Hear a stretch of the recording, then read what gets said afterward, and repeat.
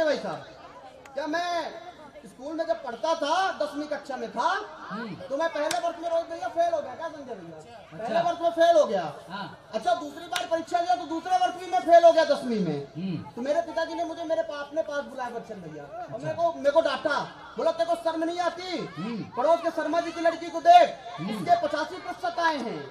पड़ोस के तिवारी जी की लड़की को देख, उसके 90% आए हैं, और तू 2 साल से फेल हो रहा है।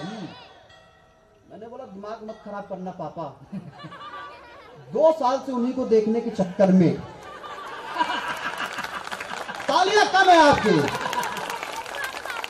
हे भगवान, अपनी फाइल समझ रही है क्या? अरे बता रहा हूँ ना, आप हमारा हूँ 10वीं कक्षा में, मैं बता रहा हूँ 2 साल फेल हुआ तो निबंध आते हैं रोज भैया। क्या निबंध लिखने के लिए गुरुजी देते हैं, और वार्षिक परीक्षा में निबंध लिखने के लिए देते हैं। ठीक है। तो गुरुजी ने मुझे दीपावली में बच्चन भैया निबंध लिखने के लिए दिया। तो पाठक जी मैंने दीपावली पे निबंध लिखा कि दीपावली हमारे देश का बहुत महत्वपूर्ण त्योहार है।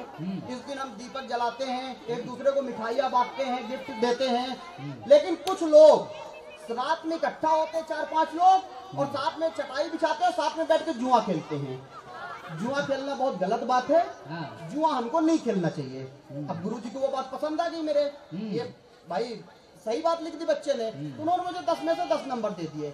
अच्छा, उन्होंने जब दूसरा टेस्ट लिया क्या बच्चन भैया, तो उन्होंने होली पे निबंध लिखने के लिए दिया। तो मुझे फॉर्मेट पता चल गया था, मैंने होली पे निबंध लिखा। होली हमारे देश का बड़ा महत्वपूर्ण त्योहार है। इस दिन हम एक दूसरे को रंग गुलाल लगाते हैं, एक दूसरे से गले मिलते हैं। लेकिन कुछ लोग रात को भांग पीते हैं, भांग पी के चटाई बिछाते हैं, उस चटाई में बैठ के जुआ खेलते हैं। जुआ खेलना बहुत गलत बात है, जुआ हमको नहीं खेलना चाहिए। अच्छा, गुरुजी ने 10 में से 10 नंबर तो क्या प्रदीप भैया इस बार भी दे दिए, लेकिन इस बार अपने गुरुजी समझ गए कि पट्टा हर बार जुआ पका के नंबर ले जा रहा है। तो गुरुजी ने अपनी फाइल सल्टाने के लिए, ढाका तालियां अगली टिप्पणी पे दीजिएगा, गुरुजी अपनी फाइल सल्टाने के लिए अपने को पेड़ पे निबंध लिखने के लिए दे दिए।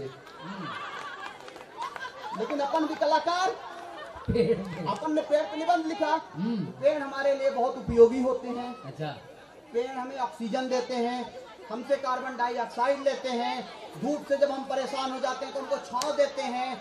लेकिन कुछ लोग पेड़ को काटते हैं, काट के उसकी डालों की टेबल कुर्सी बनाते हैं, उस टेबल कुर्सी में बैठ के जुआ खेलते हैं। अरे यार तालियां, गजब गजब गजब। तालियां कम बजा रहे हो आप लोग।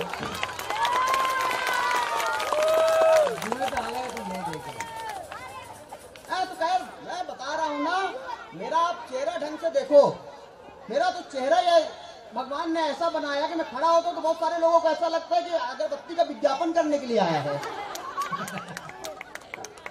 हमारे बता रहा हूँ, हमारे कलाकार, हमारे संजय भैया को देखो आप ढंग से।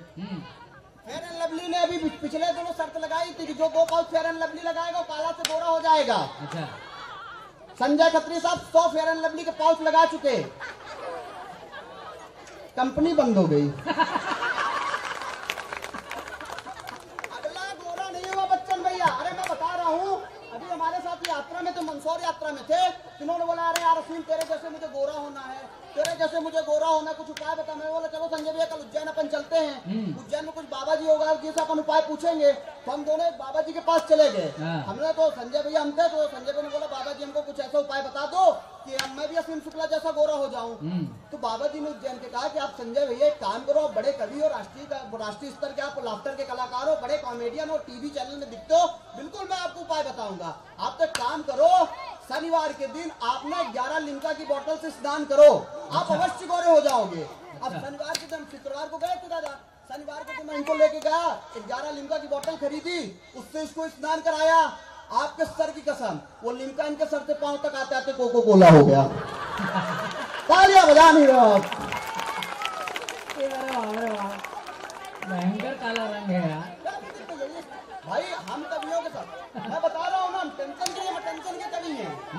हम कवियों के साथ जरा दिक्कत हो जाती कवि जी। क्या जहाँ हमारे ये रोहित भैया की शादी हुई, आप देखो लाफ्टर के इतना बड़ा कलाकार, और बहुत सारे लोगों को तो देख के ये लगता है कि इनकी हो गई, इनकी भी हो गई, इधर हम फंसे हुए हमारी नहीं हो रही। इनकी जहाँ शादी हुई है वो अपने नागदा के पास इनकी रोहित भैया की शादी हुई। इनके दो ना इनसे बड़े जमाई साहब हैं, दो साड़ू भाई इनके दो इनसे बड़े हैं। तो सासू माँ ने सोचा कि मुझे कौन सा ज्यादा पसंद करता है, ज्यादा प्यार करता है, भाई परीक्षा ली जाए। इनके बड़े वाले साड़ू भाई साहब को लेके गई और इनकी सासू माँ छिपरा नदी में कूदी। अच्छा। तो बड़े वाले साड़ू साहब ने इनके बचा लिया। तो उनको घर आई तो 13 लाख रुपए की बच्चन भैया होंडा सिटी गाड़ी दिलवा दी। अच्छा। इसके बाद इनके दूसरे साड़ू भाई साहब को भी सासू माँ लेके गई और छिपरा नदी में कूदी तो दूसरे साड़ू भाई ने भी बचा लिया। उनको 7-8 लाख रुपए वाली स्विफ्ट डिजायर गाड़ी दिलवा दी। तीसरे में रोहित भैया की सासू माँ को पूरा भरोसा था यही सबसे प्यारा क्यूट मेरा दामाद है, क्यूट ये तो मुझे बचाएगा ही। इनको लेके सासू माँ गई, बारीक बात समझना, ठाका देना। बच्चन भैया इनको लेके सासू माँ उज्जैन की छिपरा नदी में गई और डोकरी डुबकी लगाई, अगले ने बचाई नहीं। शांत, वो तो मर गई। घर आए तो ससुर ने 40 लाख की फॉर्च्यूनर दिलवा दी।